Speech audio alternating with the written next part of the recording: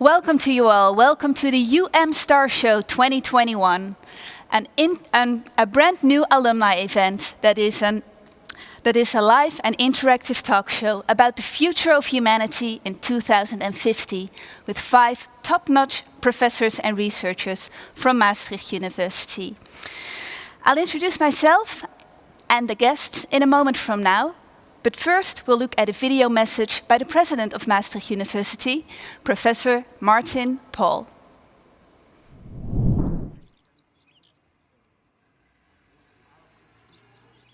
Dear all, on behalf of Maastricht University, I would like to welcome you to the Star Show 2021. A warm welcome to all of our speakers, professors and researchers. Also a warm welcome to all alumni, future alumni and other visitors. We are very pleased to welcome you here online tonight. At Maastricht University, we feel that staying in touch with our alumni is very important, especially now during the current corona pandemic. We consider you as valuable and lifelong members of our academic community. Usually, we meet face-to-face during the Star lectures in February, which many of you consider as a true family reunion.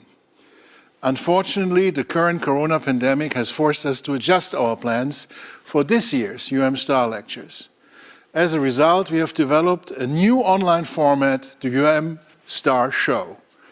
In the next hour and a half, you can enjoy an online talk show in which Maastricht University professors and researchers will discuss the question, what will our lives look like in 2050?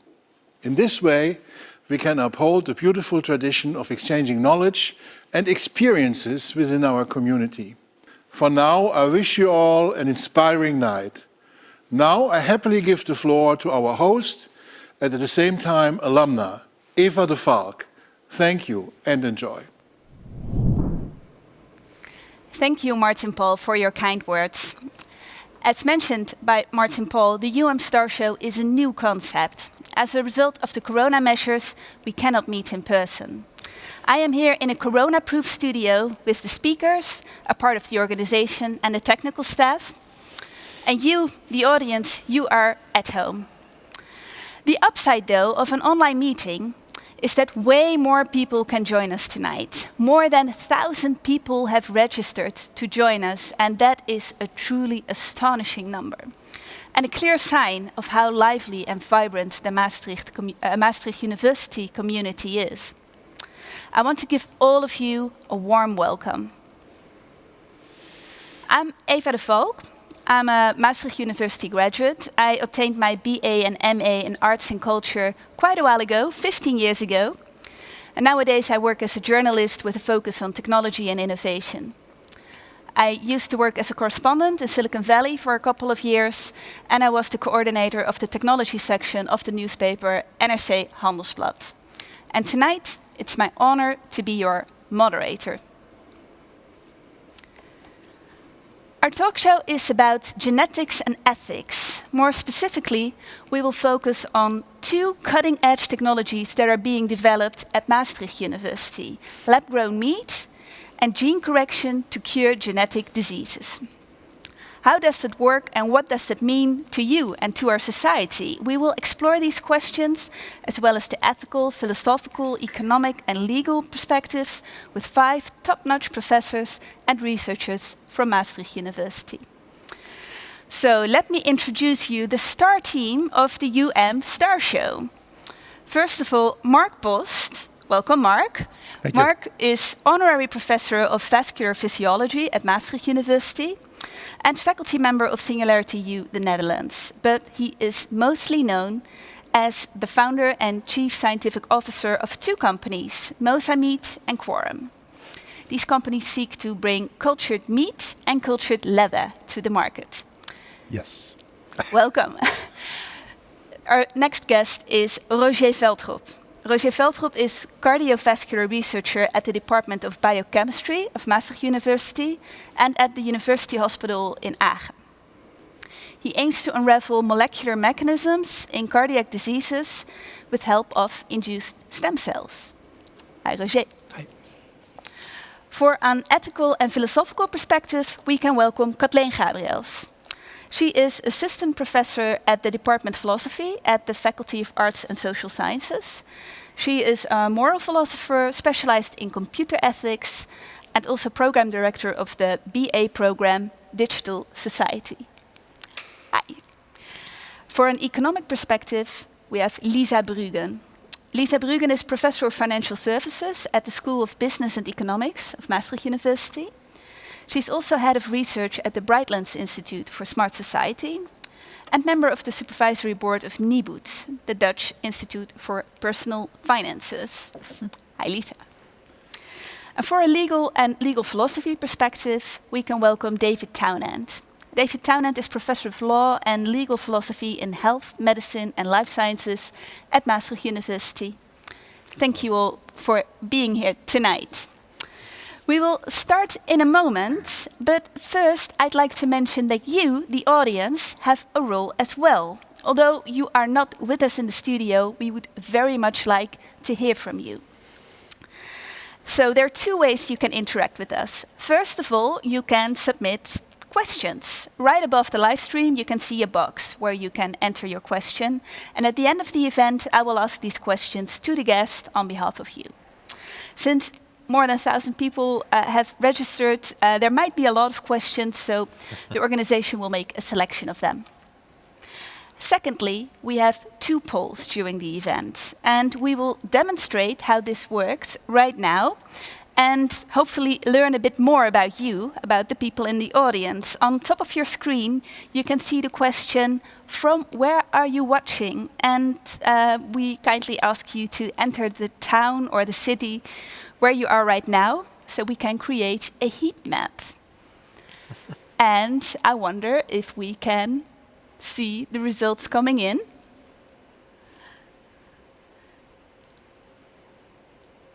We are very much zoomed out, so we see things happening very much in the Netherlands, in Germany. London, I see. Scandinavia, a bit. But most of all, of course, in Maastricht, which makes sense, because most students are probably there. Paris. Boston. Boston. San Francisco. Boston. San Francisco. Yep. Really? Wow. Sharp eye. That's amazing, because I always love the international character of Maastricht University. You can see a little bit what that means here. And to all the people who are watching here from all over the world, thank you so much for joining the Star Show. Let's get started. 2 of our guests here work on cutting-edge technologies that might shape the future of humanity, and that are Mark Post and Rogier Veltrop. And we will start with 2 brief one-on-one interviews with them to get a better understanding of the technologies you're working on.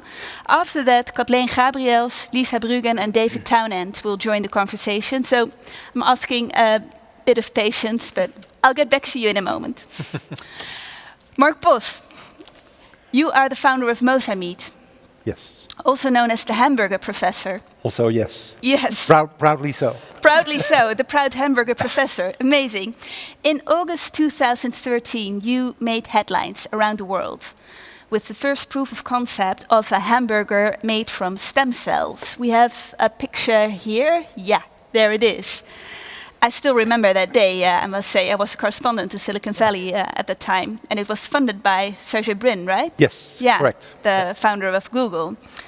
It looks like a regular hamburger, but it's not. Can you tell me a bit more about the hamburger? How is it made? Right. Well, in a way, this was a regular hamburger because tissue-wise it was exactly the same. However, it was made from stem cells from the muscle from a cow that was grown up in large-scale cell culture, and then through tissue engineering, in essence a medical technology, through tissue engineering coerced to make muscle tissue, which they kind of naturally do. And then if you do a lot of that and you make a lot of those small tissues, you can combine it into a patty, and that's exactly what we did here. That's that. It's all made from one cell that is duplicated, or not a little really? bit more, but it was made from basically a biopsy from a cow of, let's say, 0.5 gram, that has a couple of thousand of these stem cells. Yeah. most of our organs, not all of our organs, but most of our organs have stem cells. Yeah. And they are sitting there waiting to repair tissue when it's injured. And our muscle is particularly regenerative in that sense. So we make use of that. We take those cells that in essence always repair muscle tissue in our body, and we take them out, culture them, and let them do the same thing, but now outside of the body. So why do we need lab-based meat? For three reasons, basically. One is in 2050, meat consumption will be 70% higher than what it is right now. And we just don't have enough resources on this planet to make that happen. So it will become scarce, and it will be a pressure on our food system. Yeah, meat consumer demand, basically. Yeah. Second, and everybody who lives in Western Europe, if they read newspapers, they can read that almost every day. Livestock agriculture is associated with 15 to 20% of all our greenhouse gas emissions. So if we want to meet the Paris guidelines, we have to do something about this. Yeah. And even in the current formation of the cabinet here in the Netherlands, there is discussion on cutting down the livestock population. Even by 50%, right? Right. Yeah. And thirdly, of course, animal welfare, and a couple of other small reasons like antibiotics that are typically used, that you can avoid diseases that come with food poisoning, because in slaughterhouses it's not always as clean as we. So there are a couple of other smaller reasons, but these are the three major reasons. Yeah, that's consumer demand, environment, and animal welfare. Yes. Yeah. Clear case. The hamburger that you presented, this one was €250,000. Yeah, was not cheap. No. It's not cheap. When can we buy lab-based meat in the supermarket for an acceptable price? Well, I don't have a crystal ball, of course. Well, you have a company and you have projections, right? Of course we have projections. So the projection is that this will happen in about 5-6 years. 5-6 years. Yeah. That is quite fast. That's quite fast. So we hope in 2 years to have it really on the market. But then it will still be somewhat expensive for restaurants and stuff. But yeah, we are working on getting the cost of that production down. So cost is one thing, but are there hazards? Is it safe for now? Because to me it sounds a bit scary, It's but meat that just grows scary around. Is not always unsafe. There's a difference between scary and safety, right? So safety. So is it safe? Well, we think it's safe. And I have no reason to assume it's not. Yeah. But just to be sure, this is going to be regulated as a novel food. In Europe, there are quite strict guidelines, and it's already quite well described how you have to give the evidence to EFSA, the European Food Safety Authority, so that they can judge it to either be safe or not safe. We, of course... Are you already in the trajectory to... Yes, we are. We have not formally applied yet, but somewhere in the next half of this year, we will formally apply for that. Wow, exciting times. It is, yes. Yeah, and I was wondering, what is the response of consumers so far? It's interesting because in the beginning, in 2013, there was a lot of kind of yuck responses, like an aversion against this. Yeah, and I feel that, so that's interesting. Right. Well, let me try to get you out of that sentiment. So we are naturally. So there is a hurdle to be taken here, that's for sure. Yeah. People are averse against change, and especially when it comes to food, because it's if you ingest it, it's more emotional than if it's just your car or something. So that's a natural response, and you have to deal with that. What we see is that this already is changing, which is kind of remarkable because there's no product on the market yet. But since 2011, when the first survey started, up to this day, you see acceptance gradually increase. And I think that mostly has to do with our increasing awareness of what the detrimental effects of our meat-eating habit the things we discussed before, environment, animal welfare. Yeah, so I think a lot of people, although they might be a little bit scared of this idea, they're actually also looking forward to it because it would allow them to keep their habits without the negative consequences on environment and animal welfare. That's very interesting. I'm thinking let's ask the audience, see what they think. If you look on top of your screen, you can see the question: would you eat a lab-grown hamburger? A, sure, for environmental and animal welfare reasons. B, only if it's cheaper than regular meat. Or C, no, I prefer natural meat. Well, let's see what's going on. I think the question has been there for a while already, and it's good news for you, Mark, because all the people who are watching are quite enthusiastic. Yeah, some people prefer natural meat. Apparently, price isn't really a big deal, because it's only 5% that says only if it's cheaper than regular meat. So, yeah, environmental and animal welfare reasons really matter to, at least to the community, which is right, and people who have zoomed into this meeting, yes. Yeah. But that's amazing. It's not a scientific experiment, but it's encouraging nonetheless. It's definitely encouraging. Right. I also saw that there is a new company, Meatable, a competitor, and yesterday they got 47 million. They raised dollars. Yes. Dollars. $47 million. They raised $47 million. Yeah. So that is well. Do you feel the heat? Yeah, it's actually a company by a student of mine. Oh wow! And who started for himself, which is fine. And it's good news. This area, there are now 60 companies like this spread all over the world. Actually, all as a result of that 2013 show, which is you were the first, right? Which is in retrospect quite amazing and satisfying as well. Yeah. 60 companies, and that I see that as good news, because as society we need this to happen, and the more people who work on this, the higher chance we have that it works. Of course, as a company and as a selfish person, I want to be the first, but I'm still happy that there are many more people who work on this. Yeah, and even your students. A final question: what is your ideal scenario for 2050? And a second question to that: do you think in 2050 regular farms still exist? To start with the last question, yes, of course, because the farms will be different, right? The farms now are different than the farms 30 years ago, and they will be different again in 30, 40 years from now. But we will always need land and people who use the land to create food for us. Hopefully we need not as much land, and we can convert some of the land back to wild lands or forests, so to preserve the environment on our planet. Obviously, in my view, cattle farmers are going to disappear, and they will hopefully become, pea farmers or wheat farmers or any other type of farmer.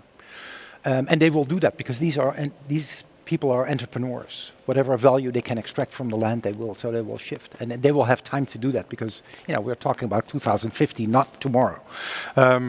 So yes, but it will change. And in my view, and in the ideal scenario, what does it look like? Ideally, in 2050, we will have pretty much eradicated livestock agriculture as we know it. Yes. Thank you so much. My PR officer tells me not to say this, but this is what I believe. Well, that's good to hear. That's good to hear, and that's a pretty radical view, right? So that's yes. That is. But I think it's a rational view, and yes, sometimes radical views can be rational. And I think in view of the crisis, in the environmental crisis, this is exactly what we need. Actually, I was planning to keep all the questions from the audience until the end, but I get two small questions that I can briefly ask you before I go to Rogier. One, because they are relevant, I think. One is, does it taste exactly the same? Yes. Currently not, but eventually yes, because it is exactly the same tissue. Okay, so then why is it now different? Well, because we are still perfecting this. Okay. So, for instance, in 2013, we didn't have any fat tissue. We are now making fat tissue. Oh, that yeah. fat composition is exactly the same as from a cow. But we need fat and in our burger. That's a big contributor to taste. I imagine. And the other question is, what is the energy cost and environmental impact of the lab-based meat? Yeah, that's a very good question, and also a somewhat difficult question to answer. And I try to keep it brief. So on land saving and water saving, all the life cycle analysis studies kind of agree that this is a big saving, up to 90%, and maybe it's 50%, but in any way, it's a big saving. On energy, the debate is out there. These are all preliminary life cycle analyses because there's no production system fully developed yet. Yeah. But the predictions from those kind of vary from saving to actually expenditure of more energy. I'm not that interested in that because if this is not associated with greenhouse gas emission, I'm fine. You know, we have actually energy enough on this planet. Okay. So I'm banking on also the energy transition. And then if it's greenhouse gases emission, is there if you compare it? Well, that for sure is going down because currently our livestock contributes 15 to 20% to all our greenhouse gas emission. That's a big part, and part of that is inevitably associated with cows being ruminants and emitting methane. Yeah. And that is gone. Yeah. If at least the animals are gone, right? Yeah. Then that's gone. Yeah. So that's from 15 to 20% to zero. Pretty from much. meat. Yeah. Yeah. Clear. Thanks. Thank you, Mark Post. Amazing. We go to Rogier now. Rogier Veltrop. Welcome. Thank you. You were working on a PhD focused on coronaviruses. Super interesting. But your life As took it seems now. It seems now, yeah. But your life took a different turn. Can you tell us what happened? Yeah, during my PhD on indeed the infection strategies of coronavirus, I fell ill. I had a genetic disease. It was a heart disease and it was a progressive disease. So in a few years' time, I was from a PhD student until a heart patient, and eventually leading to a heart transplant in 2015. So that was a rough road. Yeah, and after the heart transplant, I started at Maastricht University, did a master study in cardiovascular biology. You went back to school? Yeah, back to school and obtained my third degree. So then it was time for another PhD. So I started in Aachen and in Maastricht, and currently working at the great lab of Leon Scheurers in Maastricht. Can you tell me more? First of all, that's a pretty intense story, and I'm very happy to have you here. Are you safe, in good health at the moment? Yes, I'm in very good health. Thank you. Yeah. Good. Happy to hear that. Can you tell me more about your current research? Yep. We are in just like Mark. It's a great field to work in. It's stem cell biology, and what we actually do in our lab is when a patient is coming to the hospital and has to draw blood anyway for usual clinical chemistry. We get another tube of blood, and from the tube of blood we take certain cells, and the cells, we reprogram the cells that they turn back into time, and they are induced stem cells. And a stem cell is a unique cell because it can differentiate or develop into any other cell what you want. So in my topic, I'm focusing on beating heart cells, and my colleagues are working on the vasculature. We have a picture, I think, or a short movie, right? Can we? So these are beating heart cells, These right? are beating heart cells, and as I said, it's from a tube of blood and reprogrammed into induced stem cells, and they make beating cardiomyocytes, so beating heart cells out of these. And so you that's a perfect start. take blood, you take the blood, you turn into stem cells, and these stem cells you turn into beating heart cells. Correct. Yeah. And what do you want to achieve with that? First, we want to unravel the disease. So in the Netherlands, so many people, I think everybody knows somebody with a certain heart disease. So there are over 1.5 million patients in the Netherlands alone. And for now, it's really difficult to investigate the disease. So we are treating symptoms in the hospital. And we actually want to know what the disease is like. So we have to unravel the mechanisms of the disease. And the problem is that it's really difficult to obtain the tissue because you cannot just take out a piece of a heart. Well, you can do with a biopsy once or twice, but in the end we need to focus on the heart cells. And heart cells are known to proliferate badly, so they don't divide. So it's really hard to have those cells in the lab to investigate. So this method to make from blood stem cells into beating heart cells, we can have an unlimited amount of cells of a certain patient with a certain disease. So this enables us to really dive deep into the pathology of the patient, and that's really exciting. So it enables you to do more research and get a better understanding of heart diseases. Yeah. And is it possible to cure the people? Well, that's the long shot. So first, to cure people, you actually have to understand the disease. So that's a really important part. Yeah, that's where you're focusing on right now. Yeah, and I think it's to understand the disease in a better way, and also with personalized medicine. So we have the blood and so the DNA of a patient, and in the end, the therapy would be that you give their own cells back. So you won't have a rejection of strange or foreign tissue, as I had with my own heart transplant. So I'm taking medications, but if you are treated with your own cells, then you won't have to take those medications anymore.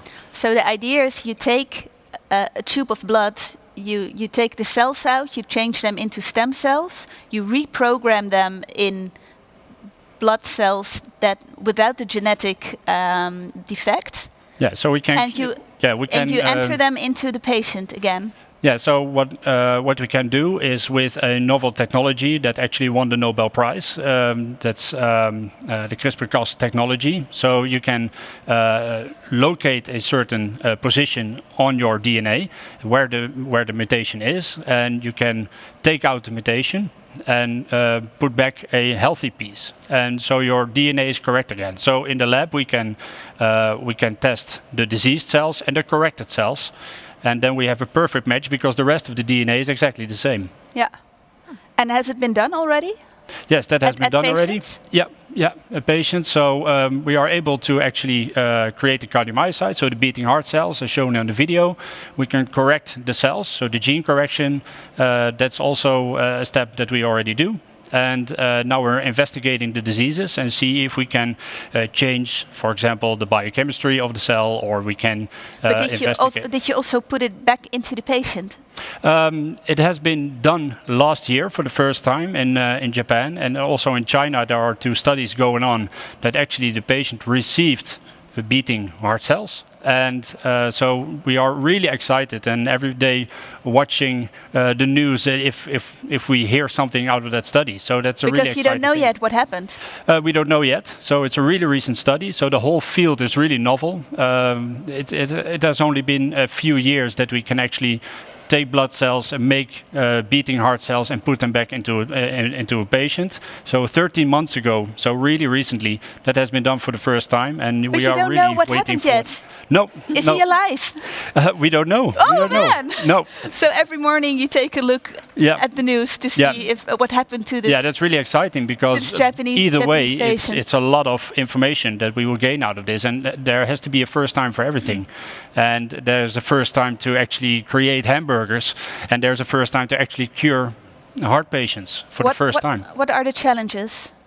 The challenges is that are there risks related to for, as we know, the animal studies are so bleeding disorders can be there, but we want to know how it is in a human patient.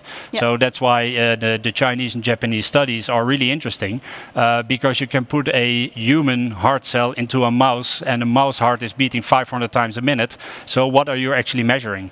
So when we can investigate this and upscale it from 2D to 3D structures in the lab, it will give us a lot of insight in how everything works. And if we can make the step towards the patient, that would be great. So we are fundamental researchers, and we are trying to take it to the next step, which would be the way to the hospital to actually cure them. So there's still a lot of questions. Yes, but that's the exciting part. I understand that. Let's check in with the audience. What do you think about DNA manipulation? A, it can definitely improve our health and well-being. B, not sure it's safe. C, it's not up to us to change our DNA. Well, very technology-loving audience tonight, because 62% thinks it can definitely improve our health and well-being. And only 8%, 7% now, says it's not up to us to change our DNA. So I think a lot of people are very excited about what you do. That's Last question, what is your aim for 2050? I think for 2050, my aim is to actually to be able to provide a therapy. If we can cure genetic diseases, cardiac diseases, like I had myself, that would be for sure the aim. Yeah, it would be really great, and you could help a lot of patients with this technique. You would save millions of lives, basically. Millions. Millions.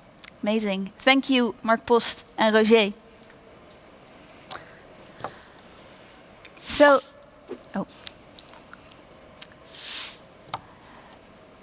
new technologies open up exciting opportunities, but innovation doesn't happen in a vacuum. Technologies emerge within a social historical context of human practices. There are questions about consumer safety, economic viability, there are ethical questions.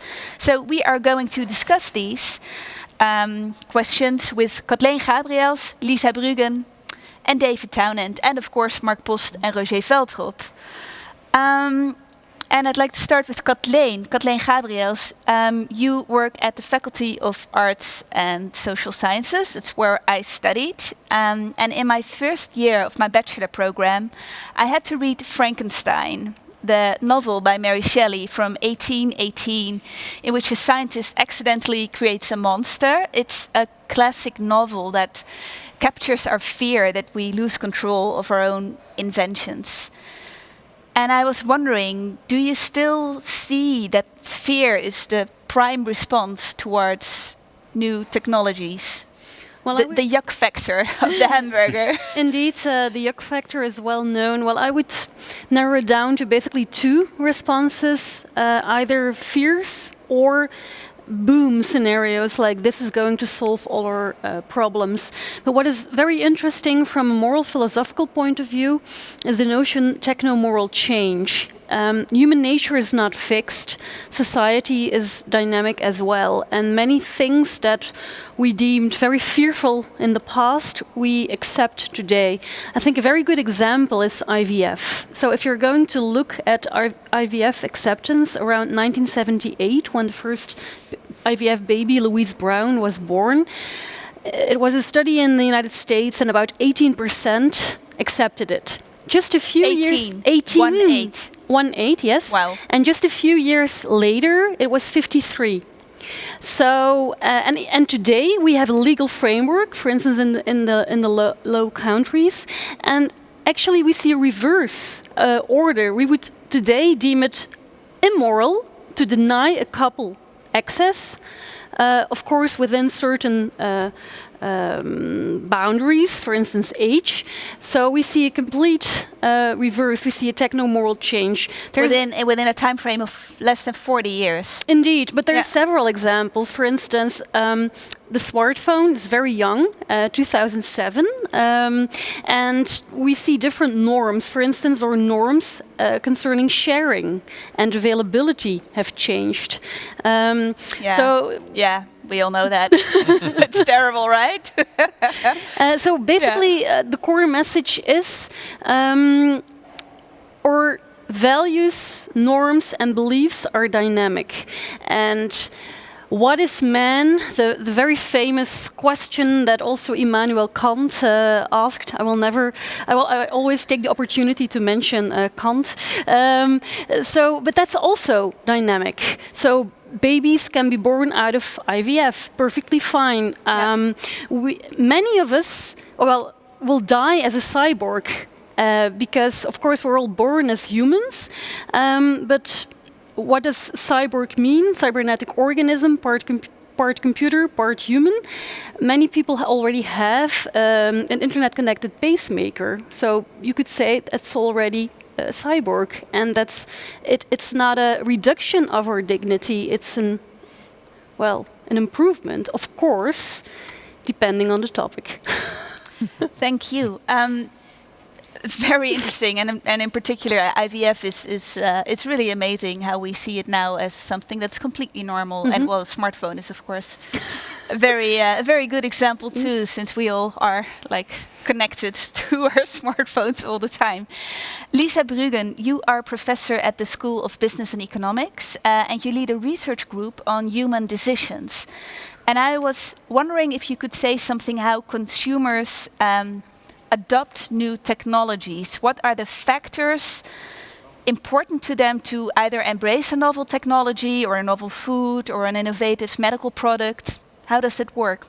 Is there research on that? Yeah, there's plenty of research, fascinating research. And what we actually see over and over again is that many people find it quite difficult to really know their true preferences. I think you already mentioned, rightfully so, that they also tend to change over time. But we have also seen a lot of research studies is that they're very much influenced by how you frame information. And yeah, you did almost like a live market research study, and I really bet if you would have just phrased the question slightly differently, you would have gotten very different responses to it. Huh? Yeah, true. Yeah. It's not really scientific. But still, framing matters, and people do not really know what they want. That's basically what you say. Yeah, and I don't know if you know this really great quote by Henry Ford. He once said that if I would have asked people what they wanted, they would have said faster horses. Because we often very much argue from our current reference point, our current mind, right? And it's really hard to imagine such radical transformations, what they would really mean for us. And it's not just the consumers, the laymen that don't know, but even experts often get it wrong. So the chairman of IBM, for example, said in 43 that he believes there is a world market for 5 computers. Yeah, and I think, probably there are even more in the room right now. So that's quite interesting. We cannot predict the future. I think it's often dependent really on, the changes of technology, but also the consumption patterns that change over time. Thank you. Amazing, indeed, and beautiful quotes by Ford. And who's the? He was Thomas Watson. He was the chairman of IBM. Yeah, Watson is now the name of their AI program. Yeah, amazing. David Townend, you are a professor of law and legal philosophy. We rely on lawmakers to deal with the risks associated with food and medical innovations. Do you think the lawmaking process is fast enough to deal with new technologies?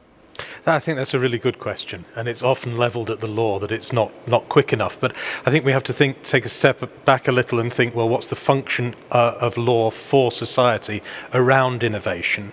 And I think it does 3 things. One of them is about risk.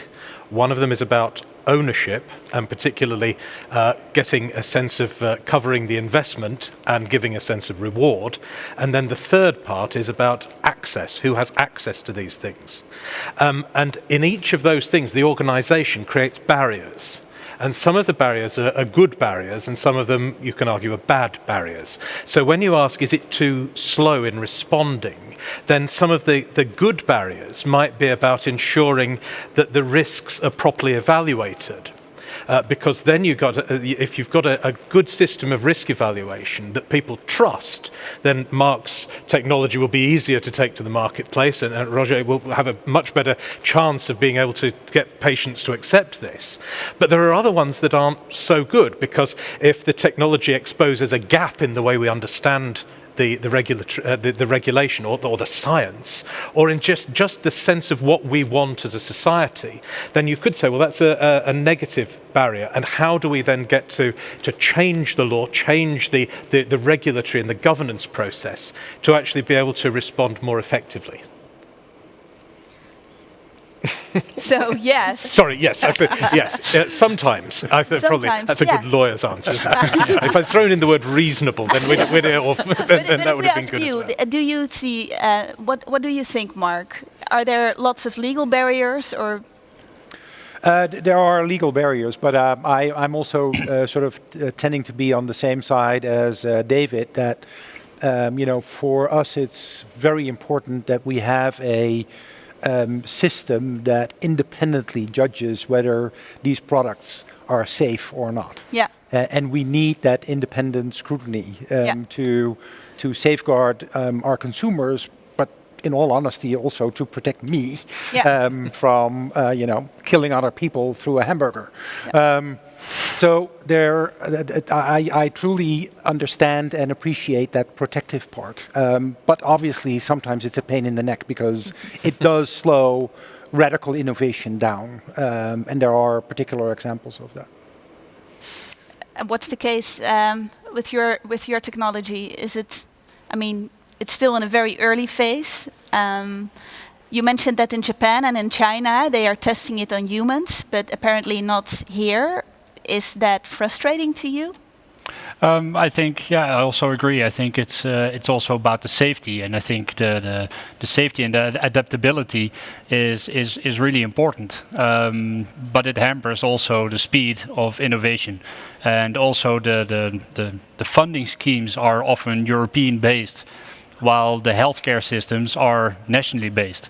So there's a lot of differences. For example, in the stem cells derived from an embryo, or if I make stem cells from blood.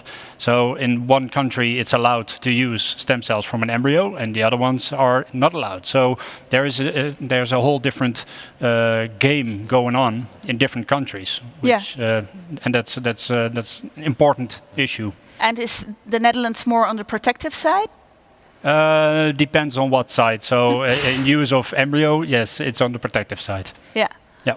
And if it is about applying this technology on living patients instead of That's mice? Also on the protective side. Also on the protective side. But I'm happy that it's on the protective side, because sometimes you speed up technology. And I was discussing with Mark that it's today a really nice paper from Stanford was there, and they're already creating new technologies, creating cell-based therapy out of those beating heart cells. So that's great.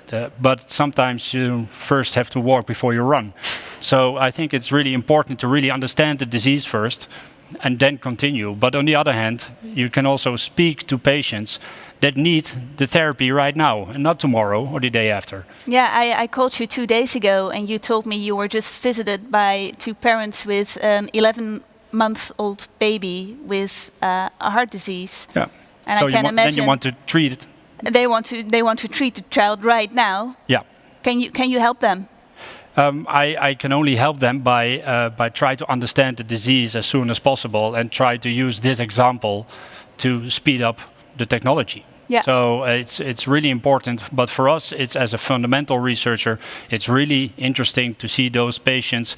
But I've been a patient myself as well, so I know how they feel and I know what's going on, and so I look at it from both angles. And I think that's also a motivator for the research. And I really hope that we can come as soon as possible with a therapy. And if the theme of tonight is 2050, I'm sure that we can help patients like that. And I hope each day sooner is beneficial for those patients. Yeah, because this baby cannot wait until 2050, right? I don't think so.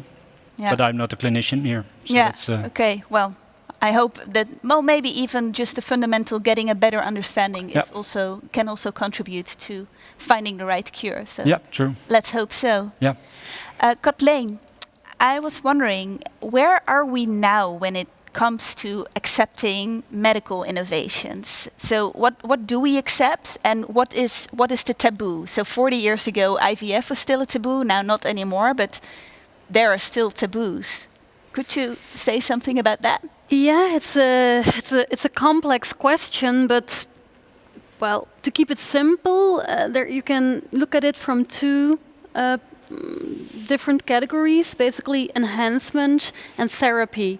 And in terms of acceptance, we accept technologies better if it's for a medical use. And when it's for enhancement, we're often more skeptical.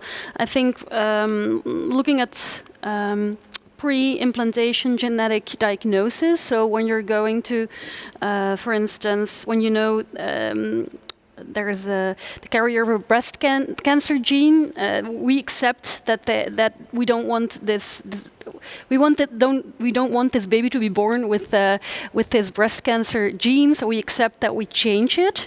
But when it comes to designer babies, for instance, that parents choose the baby's IQ, which would be in terms of cognitive enhancement, there we're more skeptical. But even though we have these two categories, in practice it's not that clear. And I think a very good example there is Oscar Pistorius. I guess many of you know him, Blade Runner. So because of medical reasons, he has blades, because he only has legs until his knees, and then he has blades. But the enhancing part is that he can run faster than, I guess I can speak for everyone around this table, than the average human being. So there's also an enhancing element there. So even though we tend to accept the medical part better, there's some very interesting cases where we also see the enhancement. Okay, so there's like if you have medical innovations for therapy, it's basically accepted. Enhancement, that is more in the taboo. Well, I mean, to make it very concrete, I think the designer babies debate is very topical today. So, like I said, we prevent babies from being born with particular diseases, but when these same parents would ask, well, if you're changing the embryo, can you please also go for blue eyes and a very high IQ, and of course then it becomes something very preference-based, and then we have a number of moral categories such as fairness.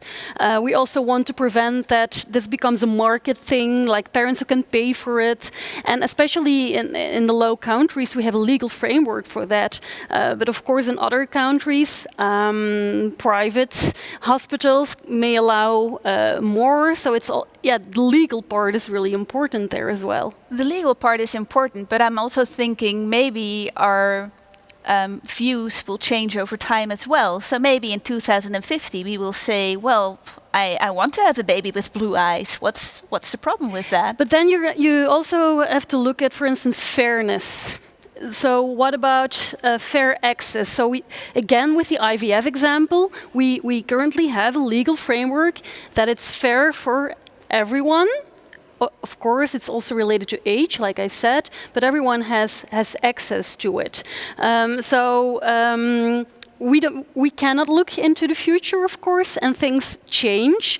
Also, for instance, if we can improve our immune system, this is something that would be beneficial for everyone.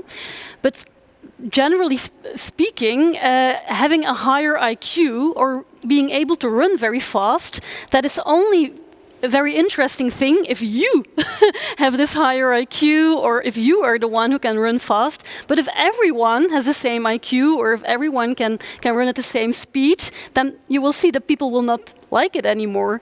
So that's another thing. But we still have a preference over aliens. Over aliens, yes. But maybe. Good point. Good point, Mark. I was wondering, Rogier, does it resonate to you, like the distinction between therapy versus enhancement as like some kind of like categories to see what's acceptable and not?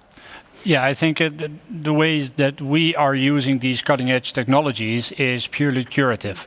So I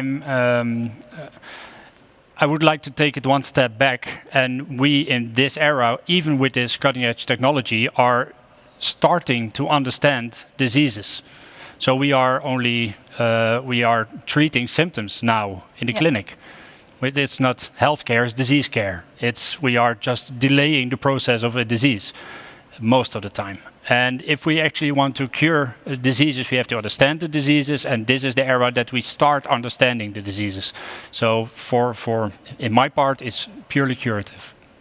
At the moment, but that could change over time. Perhaps. I would like to focus on the curative part, because I think with cardiac diseases there's not much to enhance, but a lot to cure. So that's. By the way, I have an audience question to you, which I would have liked to ask earlier, but I forgot about it. But it's interesting.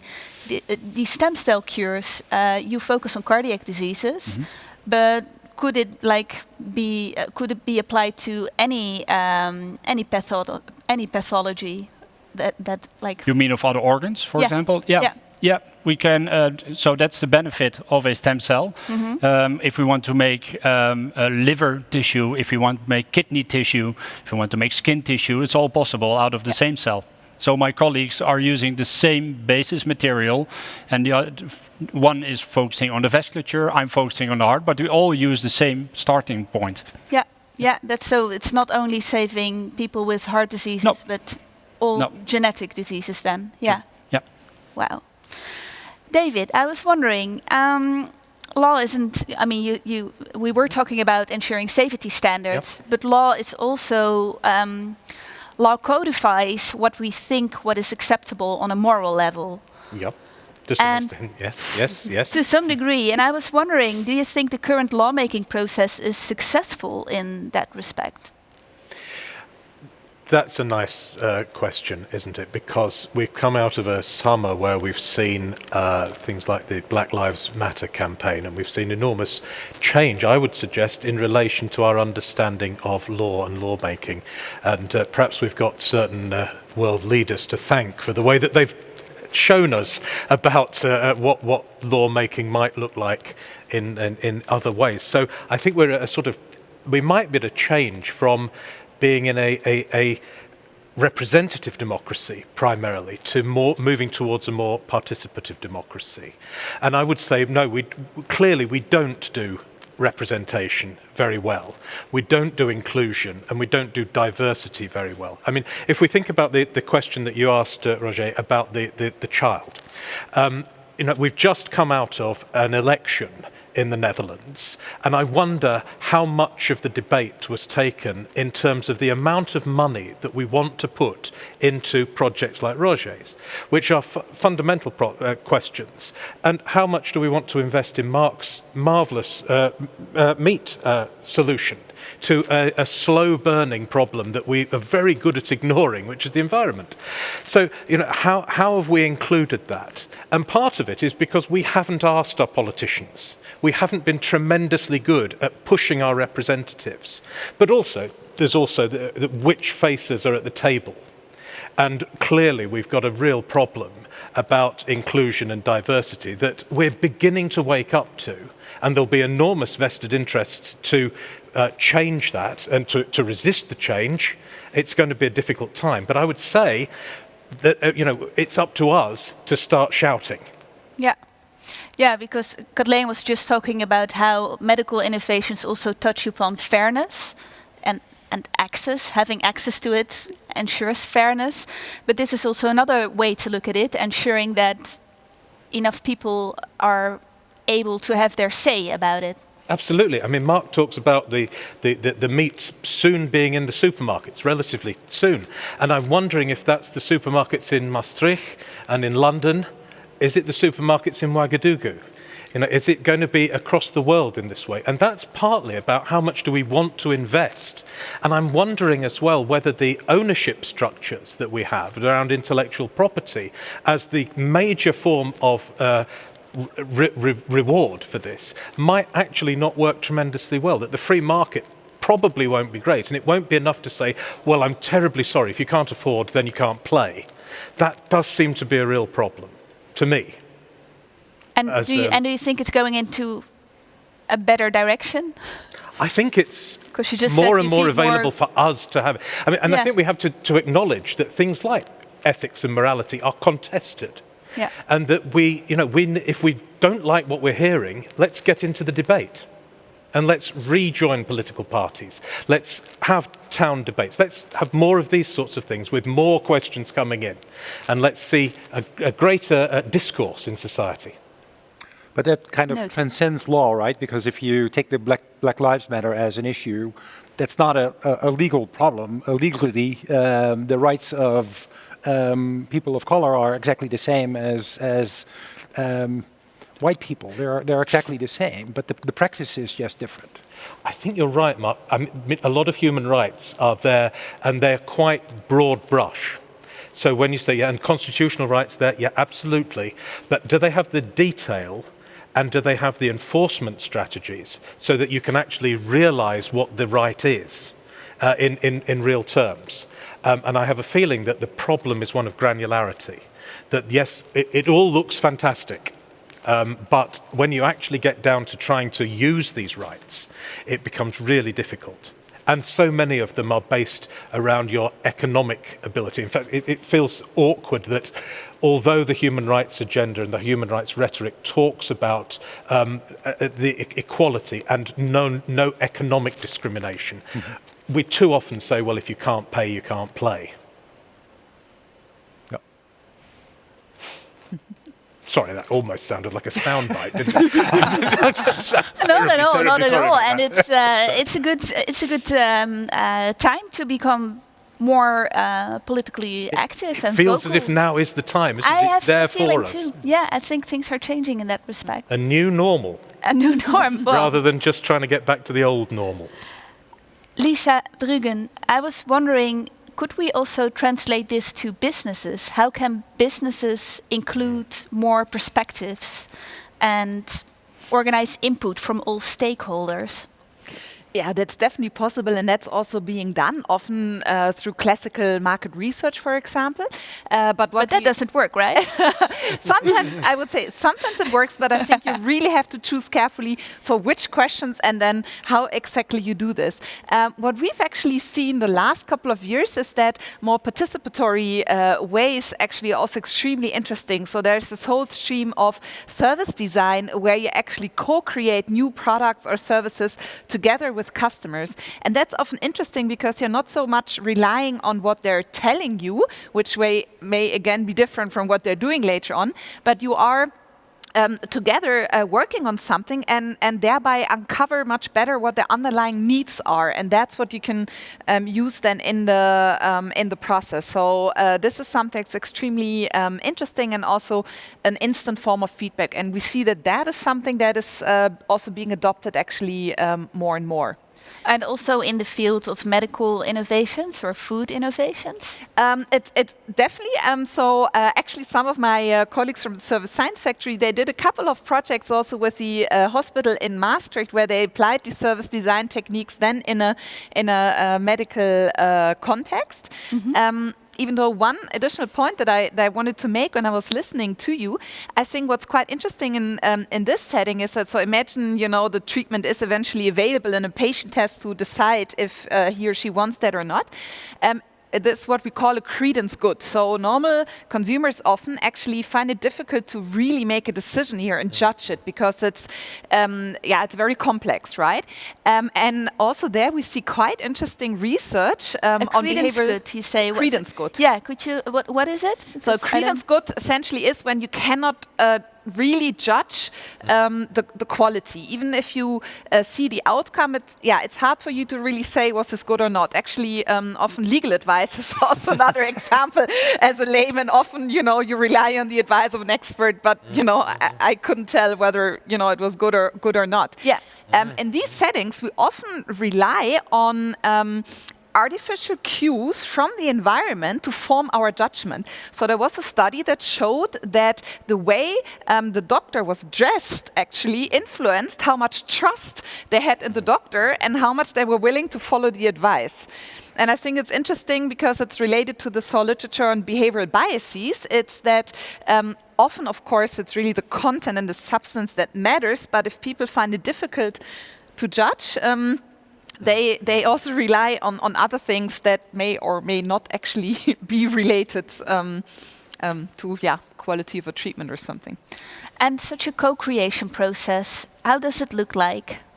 Like if you would have to give advice to Mark Post to create, to ensure that people would really like his hamburger. Yeah, that's interesting. I think a lot of things could be said about this. I think in the discussion and in the poll, we already heard a couple of things that speak in your in favor of the hamburger, the environmentally friendliness and the factors we listed. But you also already mentioned that you are the scarcity factor or the fear that is there. I think what would she's converted now. I would eat it right away, by the way. Once it's available, I'm there. But I think what's really important, I mean, there are also several factors, right? And you don't convince your customers by a whole long list of, these are all the great things. What are the things that the people really care about? What is where they see value? And I think this is something that probably still needs some uncovering and that you may have to do along the way, because for a lot of people that may also still be difficult to say at this moment when... Yeah, they maybe don't know exactly what they do find important. Yeah. Yeah. Well, that's and I think a lot of studies have been done about this, in particular with reference to cultured meat, and they're all kind of theoretical surveys. They're not recreating a situation where you walk in a supermarket, you say, "Oh, here I have this, and there I have that, and I have that." Yeah, the trade-off. What am I going to? What am I going to choose? And that is something that consumers often even cannot put into words themselves, and they come up with desired answers like, "Oh yeah, it's better for the environment, or better for the animals, or it's better for my health," without really knowing or investigating whether that's actually the case. Yeah, and then you also mentioned that they come up with arguments, so they think about this, but often purchase decisions are made also emotionally and on the spot, and a lot will depend also on, for example, the buzz that's created around the launch of the hamburgers at that moment. So someone mentioned the Apple introduction, the iPhone introduction, 2007. Also, their market research study showed that people were not likely to adopt it, but then there was so much buzz created, influencers adopted it, so many positive reports, and that was fundamental also in changing the attitude and therefore purchase. So it's also external factors that play a role, and that can of course partly also influence or try to influence. And if I may add, we have to be very careful with taking emotion as a reliable category, because Mark, he already mentioned the yuck factor, and I mean you have to be very, very careful with this. For instance, if you look at the past, how we looked at homosexuality, for instance, if we would base our legal frameworks on how people think or thought and felt about it based on emotions. So even also that is changing. If you're going to look at also women's rights, for instance, or a framework for same-sex marriages, if you would have asked people like 40 years ago, and they would say, "Ooh, yuck," don't rely on that. This so also from changes. a legal perspective, we shouldn't be too emotional, but maybe from a marketing perspective, we should just have Beyoncé eat a Mosa meat hamburger. It's a good right? idea. It's a good idea. I will. And then I'm really convinced. But you were the one who said yuck in the beginning. I do think so. Although it's interesting because I actually do not eat meat for animal welfare and environmental reasons. And I really love the taste of meat, so you would say I would be the perfect candidate. Yes. But still, new things, you always think like first give it a try, see if other people we'll start with it. So It's kind of interesting because in the beginning, nobody could explain to me what this yuck was. Obviously, it was not taste because very few people had tasted it. And it was just very hard to get sort of the reasoning behind or some data behind this. There's actually quite a bit of literature, which I obviously was not aware of in the beginning. What kind of factors play a role there? It's interesting psychological phenomenon. And what they actually do for new food, because you're absolutely right.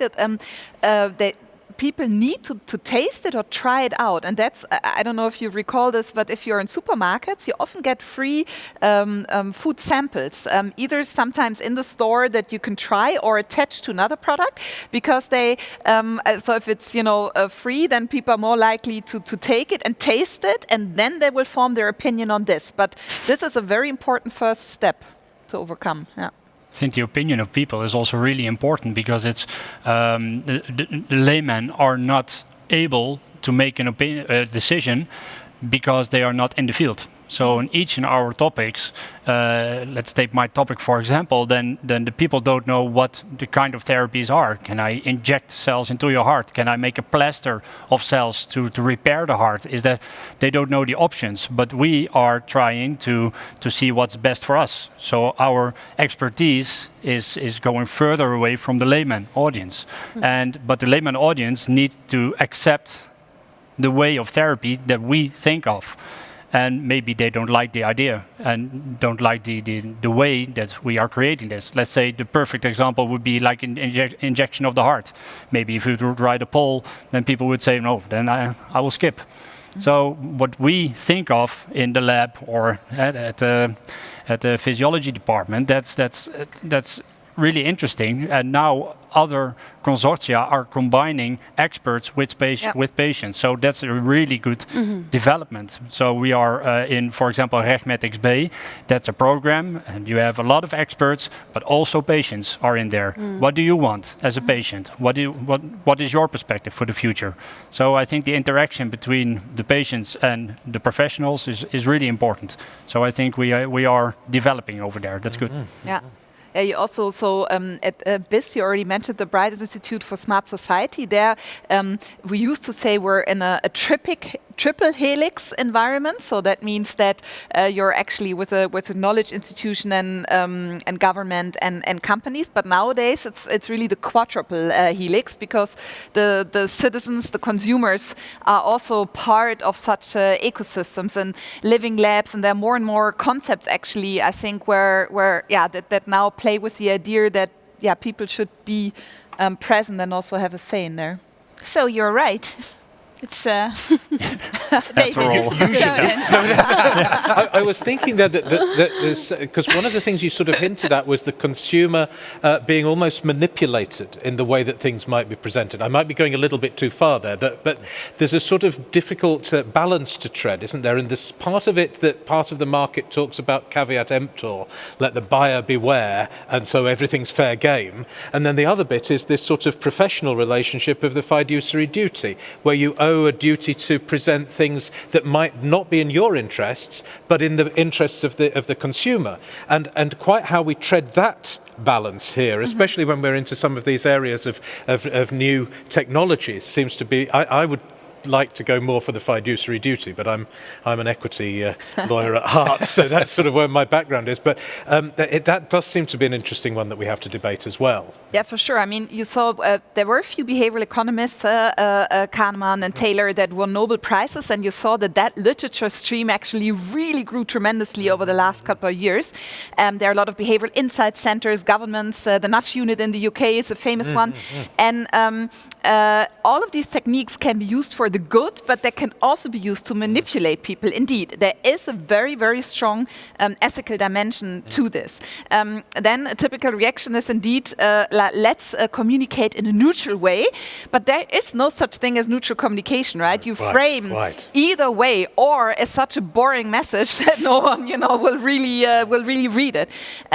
So I think what's really important is that also in these processes, you work ethics by design, and you are from the beginning really aware of, okay, what are the ethical implications and considerations, and how do we account for this? So it's a really important point.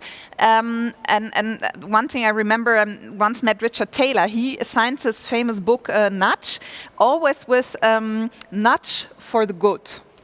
And I like that. I think that's how it should be used. But how do you do that? Here, I have an example here. Eating red meat, according to the World Health Organization, increases the risk for colorectal cancer.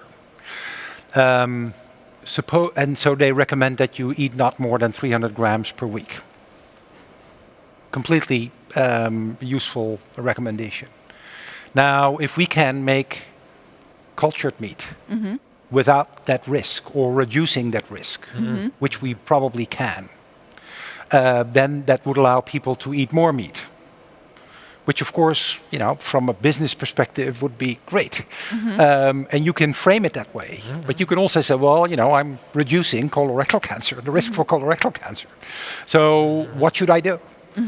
Because, in one hand, if this allows people to eat more, we will need more resources because also this product requires resources, and it will be a bigger pressure on the planet. But at the same time, I'm reducing colorectal cancer in patients. So David, what do you recommend me to do? Or Katleen, what do you recommend me to do? Well, there's a very good campaign in Belgium, but it's about vegetarian food, and the campaign is all about, if I'm not mistaken, Veggie Thursday. So it's being focused on one day a week, and that's something that people can manage. Like, because if you have to change, or if you have to change your eating behavior completely, so starting with one day a week, every week, and this group feeling, it really works. But if you would say, like, okay, don't eat meat altogether, then people would feel like, okay, no, this is too much. But, So walk a middle line is basically the outcome, but or not? It seems that Lisa has another idea of. Well, I was just going to say, because talk to the people. Because what you just outlined there was a set of different risks and a set of different objectives, and they were all good. And it's about us not treating consumers as sort of idiots in a way, isn't it? And exposing us to the whole range of things and getting us used to having these sorts of moral dilemmas. And then that helps to set a moral compass, and it'll be contested, and it'll be fantastic discussing that, what should we do, but not assuming that there's a simple answer to it, but that it's a societal answer, and that we do it as a something that we feel is really important in society. Right, but if people would be, this is getting on thin ice, I believe. Go for it. We can hear it cracking, Mark. Go for it. Thin ice is always good. So how do I phrase this correctly? If people would have, on the large, have that common sense, they would stop eating, and myself would stop eating meat right now. Yes, we'd stop doing a lot of things, and we'd probably never get out of bed, which has been good in the pandemic, hasn't it? But for the environment, would probably be great. Yes. Life is about a balancing of risks, and it's a reduced risk of colorectal cancer. It's never a nil risk, but it's quite a question of how do we manage what is essentially a fragile life. Right. Yeah. But isn't it also the fundamental question? Or do we want to become with regenerative medicine like 220 years old? So long as we've got the meat. Right. Can you do chicken next? And then that'll be really nice. Right. I will come to a final question from me. I will ask it to Katleen, and then we will go to more questions from the audience, because I just get a message that we have, 112 questions come in. Bring it on. But luckily someone is moderating them for me. But I'm sure there are lots of very good questions, so we will get back to them in a moment. But as a last question to you, Katleen, how do we organize a broad public debate about the ethical questions of new technologies? And how do we ensure that technology serves us all? I think that is basically the bottom line. Maybe you have an answer. It's again a very complex question, but we've already heard some answers. Like Rogier said, experts and patients together. So it's all about diversity and interdisciplinarity. And when we're specifically looking at new and emerging technologies, there's a technology assessment, which basically means that, for instance, the Rathenau Institute in The Hague, it's an independent organ focusing on technology assessment. You're going to assess the intended and trying to predict the unintended effects of a technology, for instance, care robots. You're going to assess its impact, and you're going to do that by bringing together different stakeholders. Because, as David rightfully said, in whose interest are we doing this? For instance, we can see with platforms such as Facebook, it's in the interest of the shareholders. So you're bringing together end users, but also policymakers, because they have to come up with a legal framework, but also ethicists. And then you're going to study this. And there's also, this is also very dynamic, because nowadays we see that privacy is one of the important factors, but there's also algorithmic impact assessment. So this is also a new category. And so basically you're going to bring together a lot of different ideas. And I think as a very concrete example, this has nothing to do with the Rathenau Institute, but with the Corona tracking app, the Corona Melder in the Netherlands. From the beginning onwards, there was a group of ethicists guiding the innovation. And for instance, there was an epathon last April that people could follow online, and they could also intervene by asking questions. So there was, citizens could respond immediately. And then there was also a citizen panel. So it was the ethicists, the developers, the legal framework, they all collaborated together. None of this is to say that this is the perfect technology, but again, you're bringing together different stakeholders, and you're having a debate on including these different perspectives. Well, that looks like the way forward. Thank you, Katleen. Thank you to you all. Let's see if there are questions from the audience.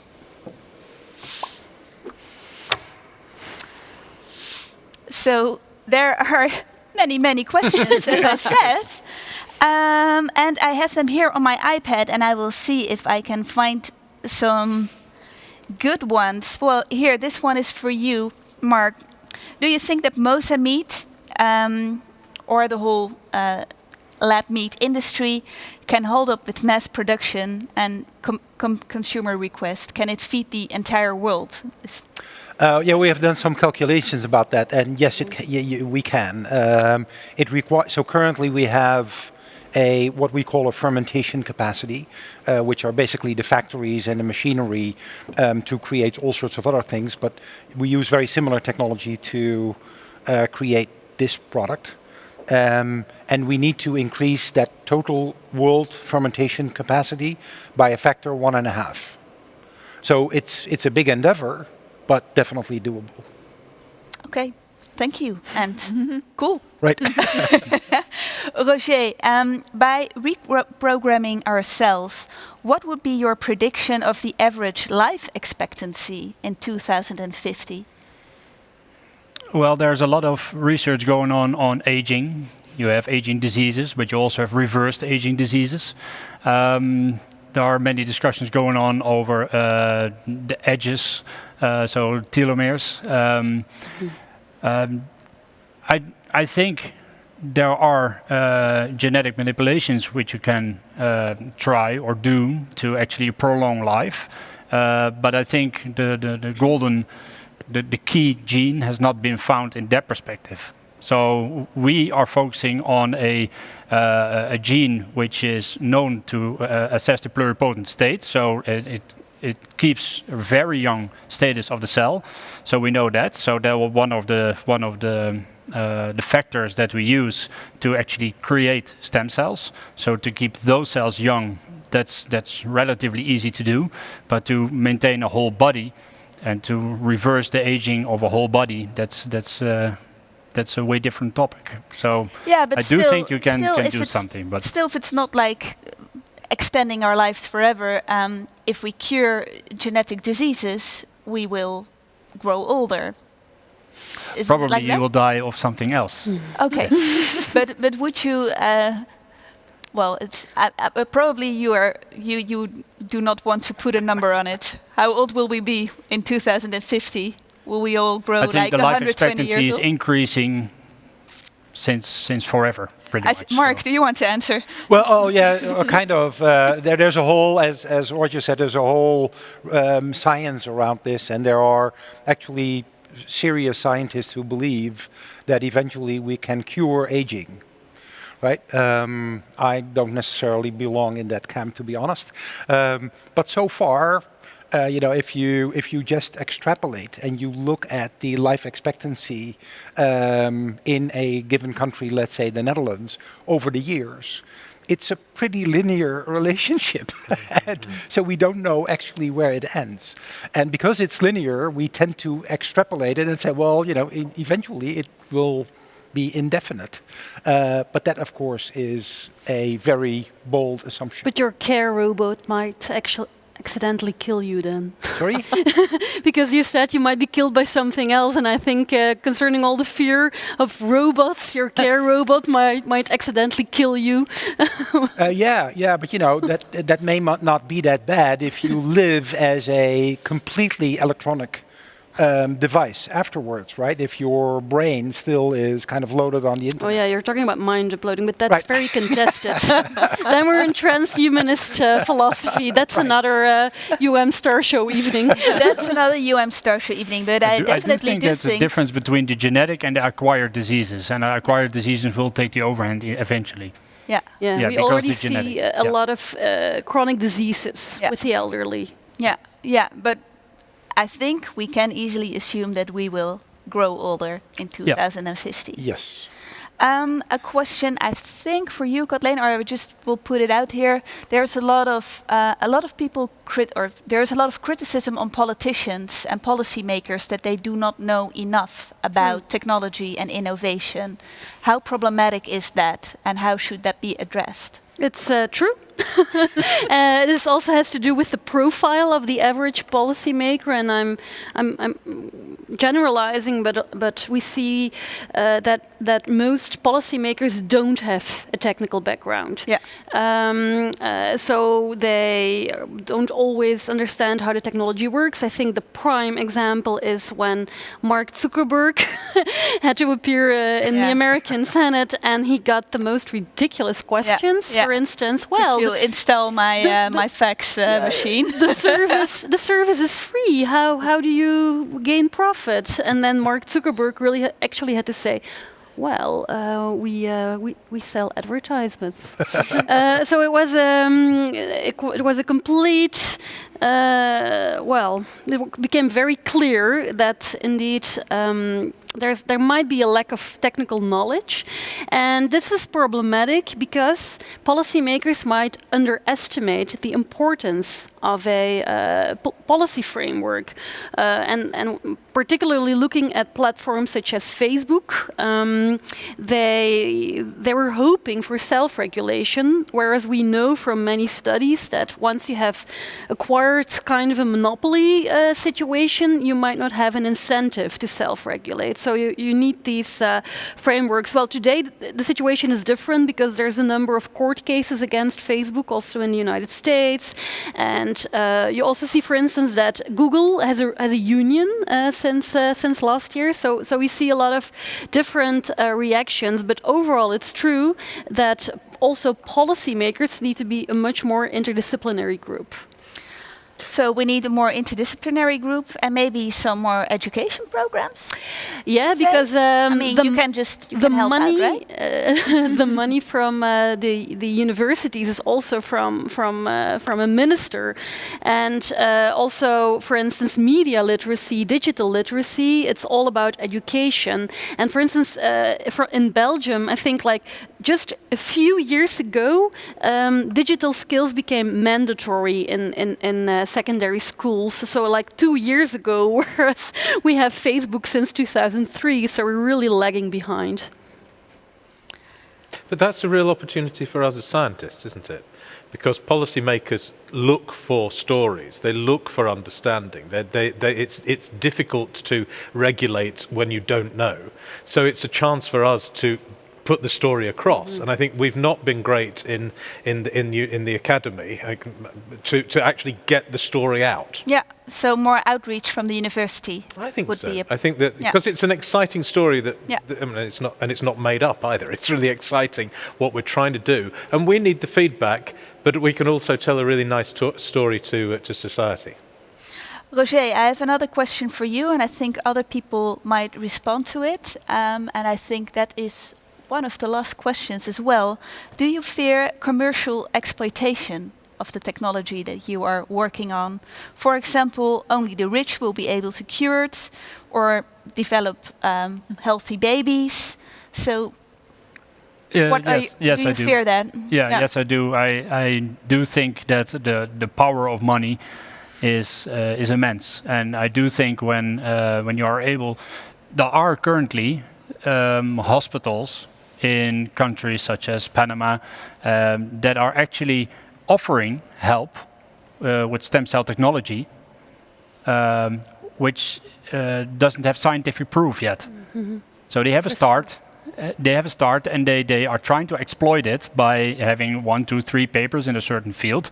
They have that title. They go abroad to a country, and there it's back again, right? Some legislations and law in different countries, and they start up a facility, and people from all over the world come to that facility to actually have their, for example, stem cells to regenerate bones, for example. So that actually happens already, and that's something to worry about. Yeah. Especially as more of our countries move away from a welfare state ideology towards more sort of neoliberal ideas where markets overtake the idea of solidarity. So we really do need to claw that back. And I share Roger's concerns over that. This could end up being for the rich. Maybe I have one final question, and it is for you, but it is related to this issue.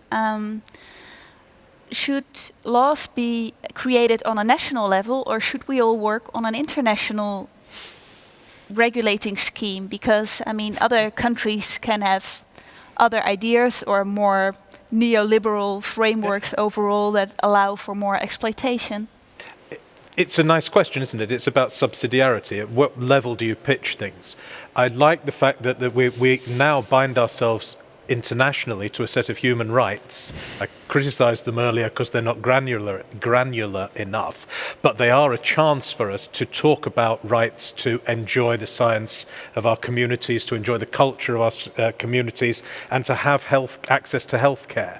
So at that top level, we've already sort of agreed that the nation state, the sovereignty of the nation state, isn't perhaps the way, but can we organise the bin collection in Maastricht, in Geneva? No, probably not. There are certain levels at which things have to be arranged, but there are certain big questions that we ought to be discussing at a higher level than just the nation state. And that would be the EU level, or? It could be the EU level, but I'd like it to see it broadening out so that, back to Burkina Faso, you know, we were at the same table discussing at a much more inclusive and diverse way and hearing different sorts of needs, different concerns, and different approaches to what is right and wrong. Thanks so much. I think this is also a very nice end of the discussion, although there's still so much more to discuss, but I do have to keep an eye on the time.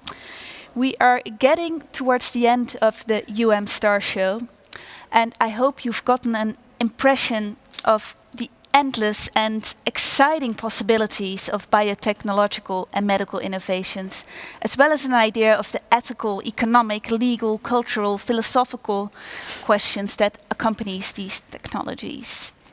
It's amazing to see that some of these new technologies, revolutionary technologies, are being developed at our very own Maastricht University. Makes me proud. I must say. And also, as Maastricht University stands out for its multi and interdisciplinary research, I think this is the right place to have discussion about these technologies and to see, well, to see the various perspectives and various questions that these technologies bring along with them and discuss them. So I think it was my pleasure. Together, I think we can shape the future of humanity. I'd like to thank you, the guests, Rogier Veltrop, Mark Post, Katleen Gabriels, Lisa Brüggen, and David Townend for your valuable contributions.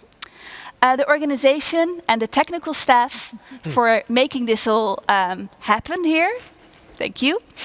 And of course, you, the audience, for joining us tonight from all over the world and, well, send in more than 100 questions.